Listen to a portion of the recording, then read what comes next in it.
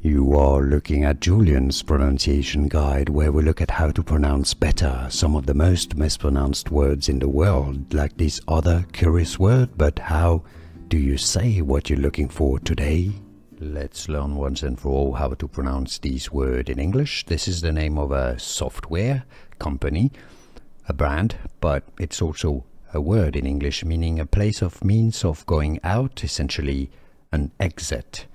Egress, yes, it's spelled with only one E at the beginning, so it could be egress, but you could essentially spell it with two E's as far as the pronunciation is concerned.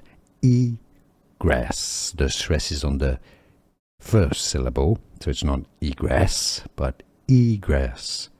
Egress, and now you know.